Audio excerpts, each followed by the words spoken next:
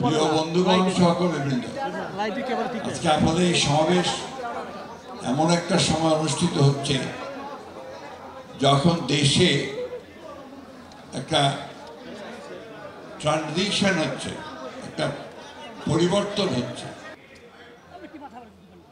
প্রিয় বন্ধুগণ, এই সময়টা খুবই একটা গুরুত্বপূর্ণ সময় জাতির জীবনে। আপনারা সবসময় কথাটা মনে রাখার চেষ্টা করবেন, যেহেতু আপনারা শিক্ষক, আপনারা জাতি গঠন করবার কারিগর বলা হয় আপনাদেরকে, তাই না? আমার পারিবারিকভাবে আমরা শিক্ষক পরিবার, আমরা আপনাদের সমস্যাগুলোকে উপলব্ধি করি, বুঝি, এবং সেই জন্যই আপনাদের হয়ে কথা বলতে আমি এতটুকু দ্বিধা করি না। কারণ আমি বিশ্বাস করি যে দেশে শিক্ষাকে সঠিকভাবে নির্ধারণ না করা যাবে, তাকে স্ট্রাকচারের মধ্যে না আনা যাবে, কাঠামোর মধ্যে না আনা যাবে, সে জাতির সহজে কোনো উন্নয়ন হবে না। দুর্ভাগ্য আমাদের, 53 বছর পার হয়েছে, সবচেয়ে দুর্বল জায়গা যদি কোনোটা থাকে সেটা আমাদের শিক্ষা ব্যবস্থা। বলতে এতটুকু দ্বিধা নেই যে আজকে শিক্ষা ব্যবস্থা সম্পূর্ণ ভেঙে পড়েছে। বিভিন্ন রকম পরীক্ষা নিরীক্ষা, বিভিন্ন রকম দুর্নীতি, চক্রান্তের বেড়া জালে শিক্ষা ব্যবস্থাকে অত্যন্ত পরিকল্পিতভাবে ধ্বংস করা হয়েছে। একটা জাতিকে যদি উপরে উঠতে হয় তাহলে অবশ্যই শিক্ষাকে ভিত্তি করে তাকে উপরে উঠতে হয়। যে দলটি কিছুদিন আগে দাবি করেছে যে তারা গণতন্ত্রের সবচেয়ে বড় পুরোধা, তাদের কারণেই দেশে স্বাধীনতা এসেছিল 1971 সালে, তাদের কারণেই দেশে গণতন্ত্র এসেছে, তারা গণতন্ত্রের কথা বলত, সেই দলটির কারণেই 2 বার এই গণতন্ত্র নিহত হয়েছে। একবার হয়েছে 1975 সালের স্বাধীনতার পরে, আরেকবার হয়েছে 2012 সালের পরে, যখন কেয়ারটেকার গভর্নমেন্টকে ধ্বংস করা। আপনারা দেখেছেন বৈষম্যের পাহাড় গড়ে তুলেছে। একদিকে নিজেরা হাজার হাজার কোটি টাকা লুট করে দেশের বাইরে পাচার করেছে, অন্যদিকে আমাদের সাধারণ মানুষ তারা দুবেলা দুমুঠো খেতে পায়নি। আমাদের শিক্ষকেরা তারা তাদের পরিবারকে সঠিকভাবে একটা ভালো কাপড় কিনে দিতে পারে। আমরা নিজেই ভাবতে খুব অবাক লাগে যে বাংলাদেশের বাজেটে জিডিপির মাত্র 5% শিক্ষার জন্য দেওয়া হয়, মাত্র 5% জিডিপির জন্য দেওয়া হয়, জিডিপি থেকে শিক্ষার জন্য বরাদ্দ করা হয়। আজকে দাবি উঠেছে আপনাদের কাছ থেকে, আমি মনে করি অত্যন্ত ন্যায়সঙ্গত দাবি যে শিক্ষাকে জাতীয়করণ করতে হবে। জাতীয়করণ করলেই সমস্যার সমাধান হয়ে যাবে? হবে না। অতীতে শিল্প কলকারখানা সব জাতীয়করণ করা হয়েছিল, তাতে করে লাভ হয় নাই, আবার শিল্প কারখানা বেসরকারি খাতে তুলে দিতে হয়েছে শিল্পকে, তাই না? অর্থাৎ আপনি যদি দিতে না পারেন, ডেলিভার করতে না পারেন, আপনি যদি জাতির প্রয়োজন মেটাতে না পারেন, তাহলে এটাকে জাতীয়করণ করে কোনো লাভ হবে না। আজকে পরিবর্তন এসছে, ছেলেরা প্রাণ দিয়েছে, মানুষ প্রাণ দিয়েছে, যে পরিবর্তন এনেছে, এখন আপনারা সবাই দলে দলে বেরিয়ে আসছেন, আমরা বেরিয়ে আসছি যে আমার এই দাবি মানতে হবে, আমার এই দাবি মানতে হবে, ওই দাবি মানতে হবে, তাই না? ঠিক কিনা?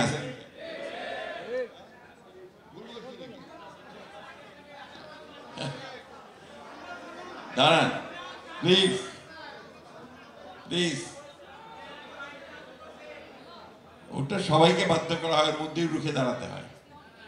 ওই ছাত্রদেরকেও বাধ্য করা হয়েছিল চুপ করে থাকতে, আমাদেরকে বারবার জেলে পাঠানো হয়েছে, পাঠানো হয়নি, আমরা কিন্তু রুখে দাঁড়িয়েছি।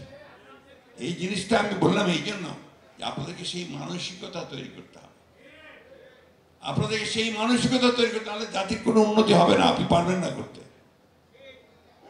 এই পিস ফিল করে সমাবেশ করলেন, বিরাট বিরাট সমাবেশ, সেলিম ভুঁইয়া সাহেবের নেতৃত্ব প্রতিষ্ঠিত হলো, আপনার বিরাট আপনার সমাবেশ করে দিয়েছিলেন ভূঁইয়া সাহেব, তাতে কি সমস্যার সমাধান হবে? হবে না। আপনার জাতীয়করণ করলেন, সবাই সরকারি চাকরি বাকরি পেতে থাকলেন, আপনার কেউ বাজারের চাকরি, কেউ আপনার চাকরি পেতে থাকলেন, তাতে কিন্তু সমস্যার সমাধান হবে না। দুর্ভাগ্য আমাদের ছেলেরা এখন যেভাবে লেখাপড়া শিখে পাশ করে, এসএসসি পাশ করে, এইচএসসি পাশ করে, গ্র্যাজুয়েশন পায়, একটা শুদ্ধ ভালো বাংলা লিখতে পারে না। আপনাদের কথাগুলো একদম ভালো লাগবে না আমি জানি, দ্যাট ইজ দ্য ট্রুথ। বন্ধুগণ, এই জায়গাটা ঠিক করার সময় একটা আসে, এই সময়টাকে যদি আমরা কাজে লাগাতে পারি, পরিবর্তনের যে ধারণা এখন তৈরি হয়েছে মানুষের মধ্যে যে এখন একটা বোধ হচ্ছে এবার বোধহয় পরিবর্তন হবে, ঠিক না? সেই পরিবর্তনটা যদি আমরা করতে না পারি, তাহলে কিন্তু জাতি চরমভাবে হতাশ হবে, জাতি ব্যর্থ হবে।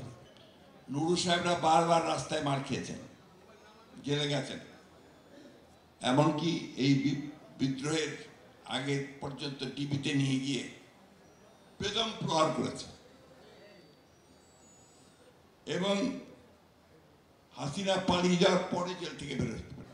আর এই যে হাজার হাজার মানুষ যারা এই 15-16 বছর ধরে আওয়ামী লীগের পুলিশের হাতে, আওয়ামী লীগের হাতে নির্যাতিত নিপীড়িত হয়েছে, অসংখ্য মিথ্যা মামলা তৈরি হয়েছে, গায়েবী মামলা তৈরি হয়েছে, তাই না? এই মামলাগুলো যেন প্রত্যাহার হয়ে যায়, তার জন্য আমাদেরকে জোর গলায় কথা বলতে হবে। তো বন্ধুগণ, আমি আরেকটা অনুরোধ করব যে আমরা এখন বর্তমান যে সরকার এসছে আমাদের প্রফেসর ডক্টর ইউনূস সাহেবের নেতৃত্বে, এই সরকার তো যারা আন্দোলন করেছে তারাই, তাকে আমরা সবাই মিলেই এই সরকারকে আমরা দায়িত্ব দিয়েছি দেশকে সঠিক দিকে নিয়ে যাওয়ার জন্য। আমরা তাদেরকে অবশ্যই সময় দিচ্ছি, সময় দেব, কিন্তু বারবার প্রশ্ন আসে যে কতদিন সময় দেবেন। আমরা সেই পর্যন্ত সময় দেব যে পর্যন্ত একটা যৌক্তিকভাবে তারা একটা নির্বাচনের ব্যবস্থা তৈরি করতে পারবেন। আমরা বিশ্বাস করি, রাজনীতি করি এবং আন্দোলন করেছি, জান দিয়েছি, প্রাণ দিয়েছি একটা কারণে, যে আমরা জনগণের ভোটের অধিকারকে প্রতিষ্ঠিত করতে চাই, আমরা গণতন্ত্রকে প্রতিষ্ঠা করতে চাই। আমরা কোনো রাজনীতিকরণের রাজনীতি বিশ্বাস করি না। আবার ওই -2 111 আমরা দেখতে চাই না। আমরা আবার ওই মৌলবাদ বা জঙ্গিবাদকে দেখতে চাই না। আমরা আবার সন্ত্রাসকে দেখতে চাই না। আমরা সত্যিকার অর্থে দেশে একটা সুস্থ, একটা উদারপন্থী গণতান্ত্রিক ব্যবস্থা দেখতে চাই। একটা কথা তাদের উদ্দেশ্যে বলতে চাই, যে ভূতগুলোকে নিয়ে তারা জনগণের উপরে অত্যাচার, নির্যাতন, নিপীড়ন চালিয়েছে, যে দুর্নীতি করেছে, লুটপাট করেছে, সেই ভূতেরা কিন্তু এখনো প্রশাসনের মধ্যে আছে। এই ভূতগুলোকে দূর করতে হবে। আমরা ইনশাআল্লাহ কখনোই ব্যর্থ হইনি। আমরা 52 সালে ভাষা আন্দোলনে জয়ী হয়েছি, আমরা 69-এ জয়ী হয়েছি, 71-এ জয়ী হয়েছি, আমরা 90-এ জয়ী হয়েছি দেশনেত্রী খালেদা জিয়ার নেতৃত্বে। এবার আমাদের আন্দোলন শুরু হয়েছিল আমাদের এই ভারপ্রাপ্ত চেয়ারম্যান তারেক রহমান সাহেবের নেতৃত্বে। আমরা ইনশাআল্লাহ এখানেও জয়ী হব। তো এখন উনি আমাদের একটা কাগজ তুলে দিয়েছেন যে ম্যাডামের একটা ঘোষণা ছিল চাকরি জাতীয়করণ করার জন্য। ম্যাডামের ঘোষণা তো সকলের জন্য শিরোধার্য। আমাদের সরকারে আসতে হবে তো, সরকারে আসতে হবে তো নাকি? সরকারে কখন আসতে পারবেন? জনগণ যদি ভোট দিয়ে আপনাকে সরকারে পাঠায়, তাই না?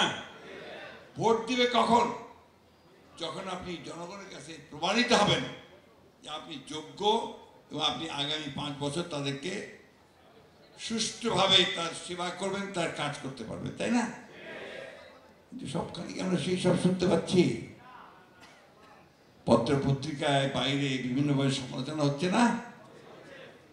এই সমালোচনা যেন না হয় তার কাজ করতে হবে। তো আর একটা কথা বলি ভাই, এটা একদম আমার নিজের কথা, দলের কথা না।